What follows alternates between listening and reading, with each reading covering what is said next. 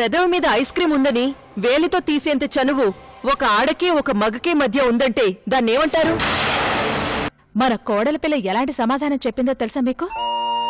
నువ్వే కాదు, ఆ దేవుడొచ్చి చెప్పినా నేను నా బావని అనుమానించను, తన్ను వదిలిపెట్టేది రాను అని మొహాన చెప్పింది. అసలు ఈ గొడవ ఏంటో నాకు అర్థం కావట్లేదు. ఎవరు నీకు ఇవన్నీ చెప్తుంది? మా అమ్మ వచ్చి మీ ఇద్దరి రొమాన్స్ గురించి చెప్పింది. అంటే మీ అమ్మ మాటలే నమ్ముతున్నావా? సరే నమ్ము. అయితే ఏంటి ఇప్పుడు?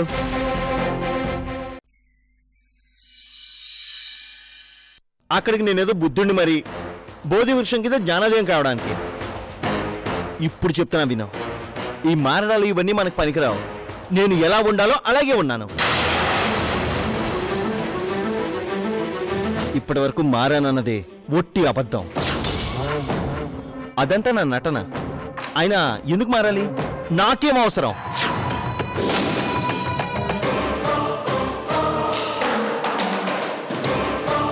అయితే మారినట్టు నటించి నన్ను లొంగ తీసుకున్నావా? లేటుగా తెలుసుకున్నందుకు చాలా థ్యాంక్స్. ఆ రోజు పెద్ద ఛాలెంజ్ చేసావు కదా, నన్ను ఏదో చేస్తాను అని. ఆ రోజే నేను చెప్పాను, ఏదో ఒక రోజు నిన్ను లొంగ తీసుకుంటానని. అవకాశం ఎలా వస్తుందని చూశాను, దొరికింది, లొంగ తీసుకున్నాను.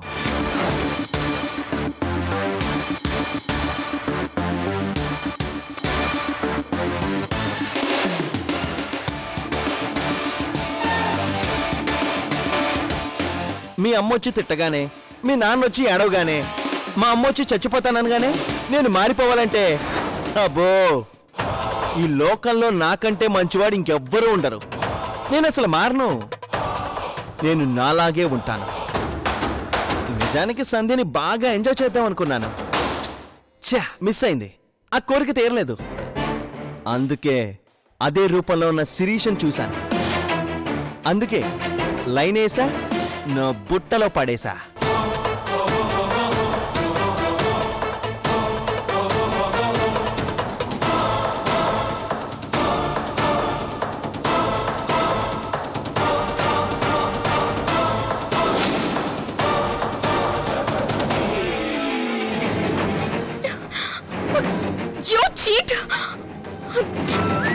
నా షర్టే పట్టుకుంటావా? ఎంత బుడిపే నీకు!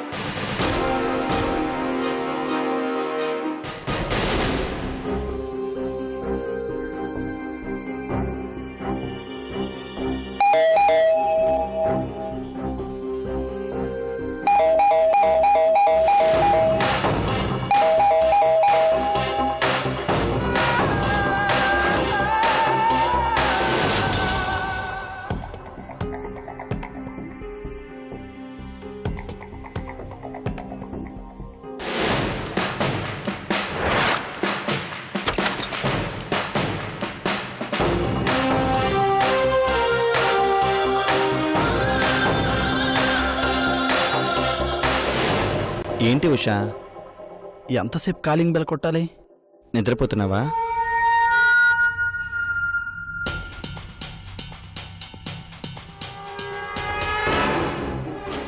భోంచేసావా? ఇంత లేట్ అయిందేంటి? ఏం చెప్పమంటావు? బిజినెస్ గొడవ. ఆ శిరీషకి అర్ధరాత్రి లేదు, అపరాత్రి లేదు. దిక్కుమాలిన మీటింగులతో టైం వేస్ట్ చేస్తుంది. బిజినెస్ కోసం ఆలోచిస్తే నా బతుకు మరీ బానిస బతుకు అయిపోయింది.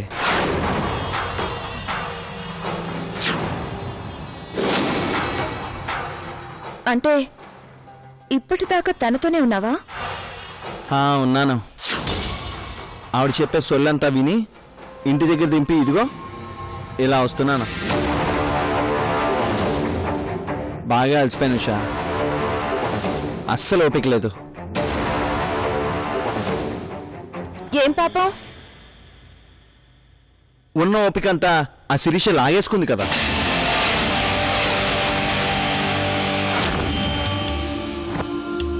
అబ్బాబ్బాబ్బా చచ్చిపోతున్నాను అనుకో.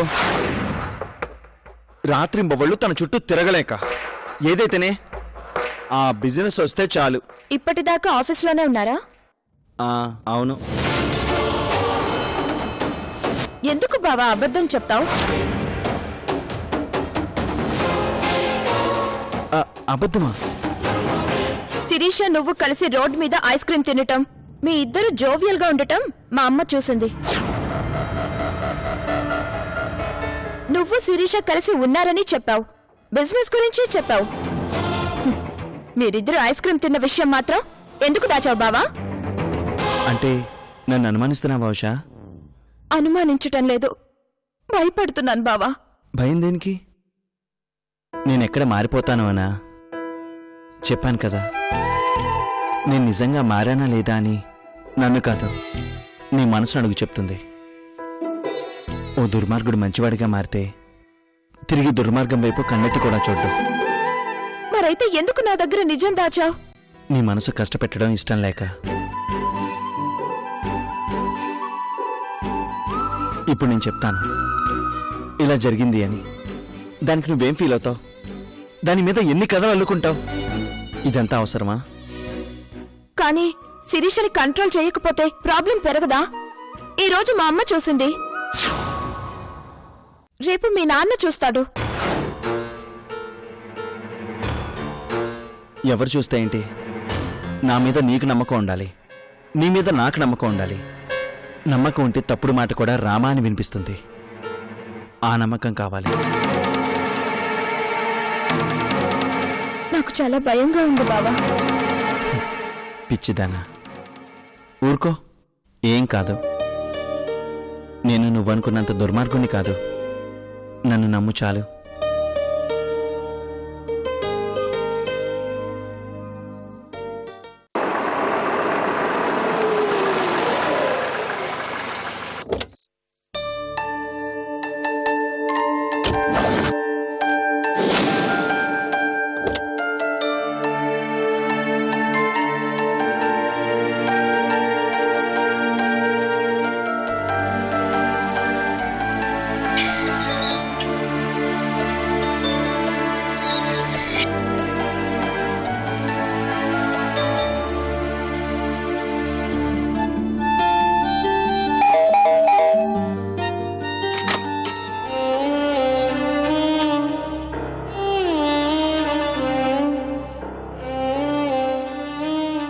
అయ్యా, మీరేంటి ఈ టైంలో ఇలా వచ్చారు? ఏమైంది? రండయ్యా, రండి, కూర్చోండి బాబు.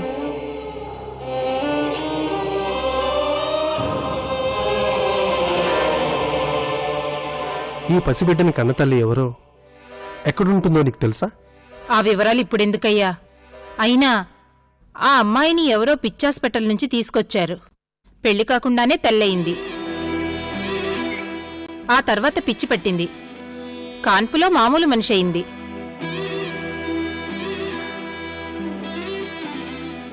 చచ్చిపోయిన మీ బిడ్డను తీసుకొని అప్పుడే వెళ్ళిపోయింది. అయినా వివరాలన్నీ ఎందుకు అడుగుతున్నారు?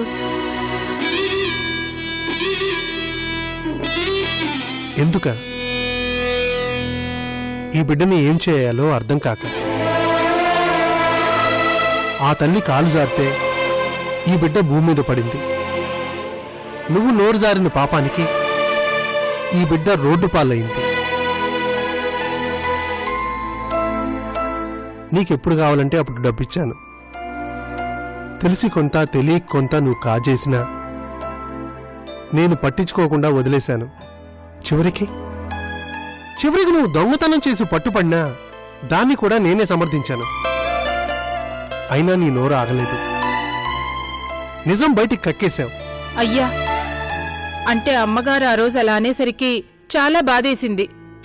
అందుకే నోరు జారు అనేశాను. ఏదో తొందరపాట్లో అలా జరిగింది. ఆ తర్వాత చాలా బాధపడ్డానయ్యా. నెల నెల మీరిచ్చే డబ్బులు పోయాయి, అప్పుడప్పుడు ఇచ్చే డబ్బులు పోయాయి. ఇంకా నువ్వు డబ్బుల గురించి ఆలోచిస్తున్నావు కానీ పిల్ల భవిష్యత్తు గురించి మాత్రం ఆలోచించట్లేదు కదూ. ఆ తల్లి ఎవరో తెలిస్తే తీసుకుని వెళ్ళి అప్పగిద్దాం అనుకున్నాను. తెలీదంటున్నావు.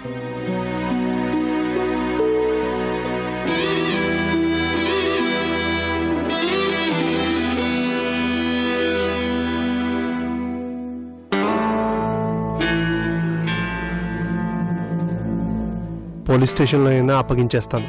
అయ్యా ఆగండి. ఏమైంది? అసలు ఈ బిడ్డ మీ దగ్గరికి ఎలా వచ్చిందంటే ఏం చెప్తారు? మీరే పిల్లని తల్లి నుంచి వేరు చేశానని చెప్తారా?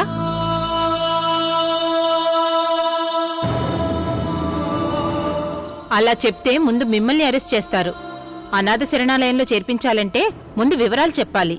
చూసావా, నీ తొందరపాటు వల్ల ఈ పిల్ల జీవితం ఎలా అయిపోయిందో. బంగారు భవిష్యత్తు ఉంటుందని పాపమైన తల్లిని బిడ్డను వేరు చేశాను. కానీ నీ వల్ల ఈ పాప భవిష్యత్తు లేకుండా పోయింది. నువ్వు పంచే పాప నీ దగ్గర ఉంచుకొని పెంచు. నా దగ్గర ఎందుకు? అయినా నేనెంత, నా జీతం ఎంత? నేను మరో పసిబిడ్డని పెంచే స్థాయా నాది? నా వల్ల కాదు బాబు. మరి నీ వల్లే కదా ఇదంతా జరిగింది. బాగుంది బాబు. నేనేమైనా అమ్మగారిని బిడ్డను వదిలేయమని చెప్పానా? ఈ రోజుల్లో పిల్లలు లేని వాళ్ళు ఎంతమంది అనాథ పిల్లల్ని తెచ్చి పెంచుకోవట్లేదు?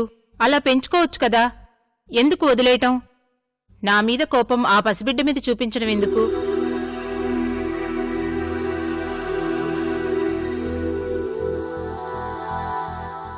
అంత గొప్ప మనసు నీకు తనకు ఉంటే బిడ్డ జీవితం ఇలా ఎందుకు అవుతుంది? సరే, బిడ్డను జాగ్రత్తగా చూసుకో.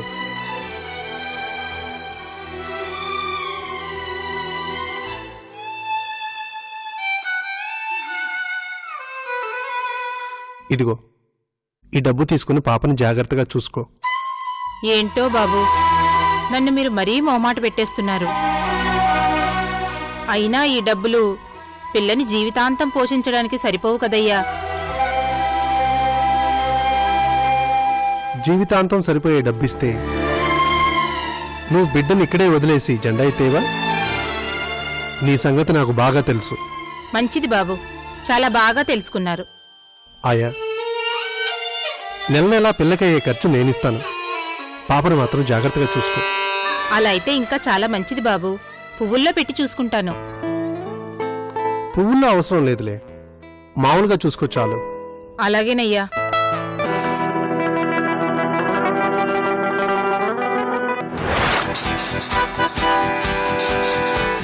అర్ధరాత్రి అనుకోకుండా ఆదాయం తెచ్చిపెట్టింది.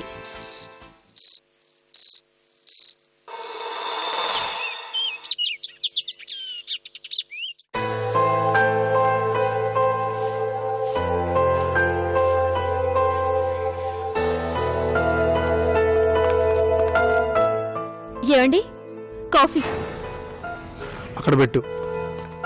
ఏ నా చేత్తో ఇస్తే తాగరా?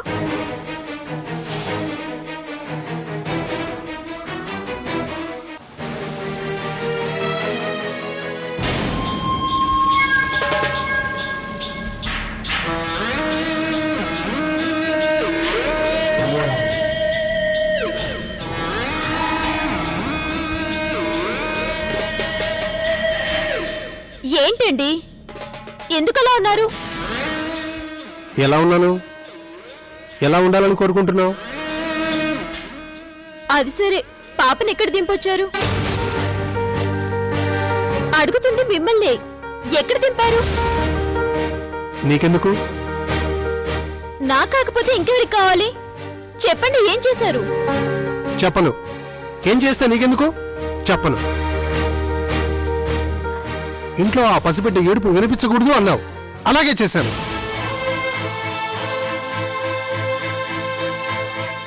ఇంట్లో ఆ పిల్ల ఉనికి ఉండకూడదు అన్నావు, అలాగే చేశాను. అయినా నీకెందుకు? మీరు నా బాధను అర్థం చేసుకోవడం లేదు. అవును, నీ బాధ నాకు అర్థం కాలేదు, అపార్థం చేసుకున్నాను. చనిపోయిన బిడ్డని కంటే నువ్వు ఎక్కడ తట్టుకోలేక తల్లడిల్లిపోతావన్న భయంతో నేనే ఆ రోజు పాపం చేశాను.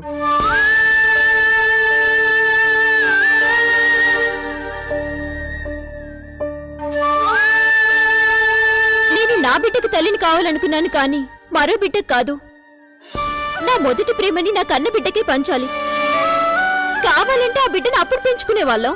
అవసరం లేదు. నీ జాలి దయ మీద బ్రతకాల్సిన అవసరం ఆ బిడ్డకు లేదు. నిన్ను నేను క్షమించినా ఆ భగవంతుడు మాత్రం అస్సలు క్షమించడు. ఎందుకంటే ఒక పసిబిడ్డ జీవితాన్ని అన్యాయంగా బలి చేశాడు. ఆ బిడ్డ తల్లికి పిచ్చి ప్రసవం కాగానే మామూలు తల్లి అయింది. చనిపోయిన నీ బిడ్డను తీసుకెళ్లి పాతి పెట్టింది. నీ బిడ్డ కోసం కడవెడు కన్నీళ్లు కార్చింది. కాని తన బిడ్డకు గుక్కెడు పాలు పట్టడానికి నీకు మనసు రాలేదు. కనీసం ఆ బిడ్డను తల్లి దగ్గరకు చేరుద్దామంటే తల్లి అడ్రస్ కూడా లేదు. ఎటెళ్ళిందో తెలీదు, ఎక్కడి నుంచి వచ్చిందో తెలీదు. తెలిసి ఓ బిడ్డను అనాథం చేశాను. ఈ పాపం ఊరికే పోదు. ఇలాంటి పాపాలు ఎన్ని చేసుండకపోతే ఈరోజు ఇంతమంది పిల్లల్ని పోగొట్టుకుని ఏడుస్తున్నావు. నేను ఎవరిని కావాలని అనాథం చేయాలనుకోలేదు. నన్ను మోసం చేసింది మీరు. ఆ మోసాన్ని నేను భరించలేకపోతున్నాను. ఓకే ఇక నేను నిన్ను మోసం చేయను. నీ జోలికి రాను. ఇక మీదట ఇంట్లో ఏ పసిబిడ్డ ఏడుపు వినిపించదు.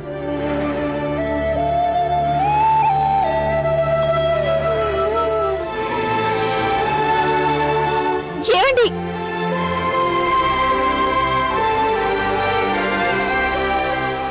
అది కాదండి. ఇంకోసారి ఆ బిడ్డ గురించి అడిగావంటే నువ్వు వెళ్ళడం కాదు, నేనే పుట్టింటికి పంపించాల్సి వస్తుంది.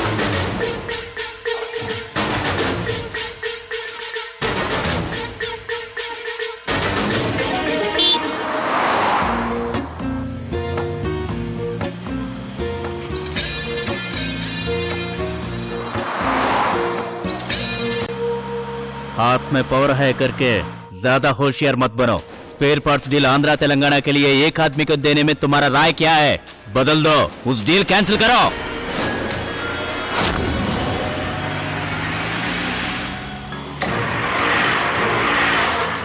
If you will not cancel the deal that you have given to Sanjay, he will not more to do that business. నా మాట వినకపోతే బాధపడటానికి నువ్వు కూడా ఉండవు. Shut up. శిరీష ఒక్కసారి మాటిస్తే ఫైనల్. ఏం చేసుకుంటావో చేసుకో.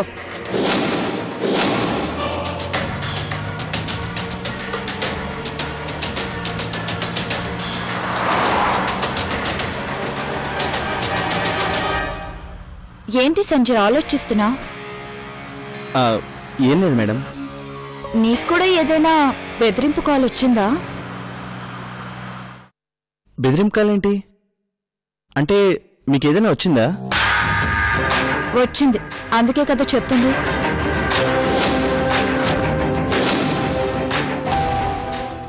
ఎవరు చేశారు? ఎందుకు చేశారు మేడం? వదిలే సంజయ్, ఇప్పుడు దాని గురించి ఎందుకులే. ఎందుకులే ఏంటి చెప్పండి మేడం. ఇలాంటివన్నీ ముంబైలో చాలా మామూలే సంజయ్. వాళ్ళకు అనుకున్న వాళ్ళకి బిజినెస్ ఇవ్వలేదని అదని ఇదని ఏదో ఒకటి అంటూనే ఉంటారు, బెదిరిస్తూనే ఉంటారు. ఈ ఊళ్ళో మిమ్మల్ని బెదిరించే వాళ్ళు ఎవరు మేడం? సంజయ్ అవన్నీ వదిలే.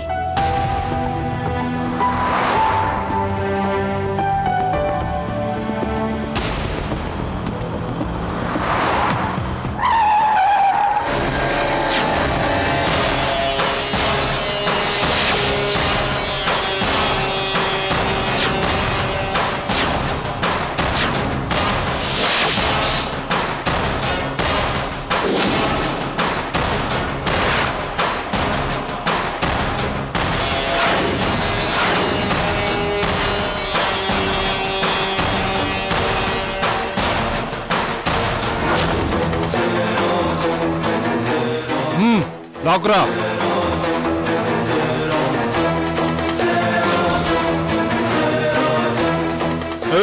దిగవే కిందికి. దిగా సంజయ్, దిగవే. వదులు. నన్ను వదులు. సంజయ్ రేయ్ ఎవర్రా మీరు?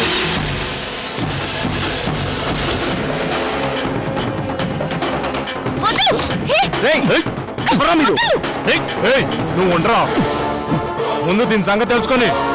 ఏంటి మెయిన్ డిస్ట్రిబ్యూషన్ అంతా వీడికేస్తున్నావంట? ఏ వీడి కంటే మగాళ్ళు మనగాళ్ళు లేరా? వదలండ్రా. నువ్వు ఉండరా. వదులు. రేయ్ పొలిటికల్ లీడర్స్ నుంచి ఫోన్ చేయించాను, వినలేదు. పెద్ద మనుషుల మాట లెక్క చేయలేదు. ఇప్పుడు నిన్ను నీ లవర్ని కొట్టి చంపితే ఎవరే దిక్కు? ఎవరికిస్తావే నువ్వు డిస్ట్రిబ్యూషన్? ఎవరికిస్తావే? మేడం మేడం మీరు కార్లో కూర్చోండి.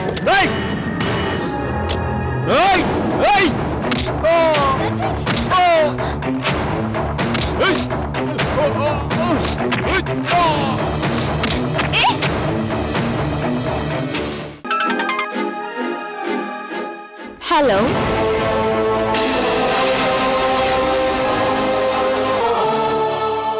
ఆయన ఫోన్ మీ దగ్గర ఎందుకుంది?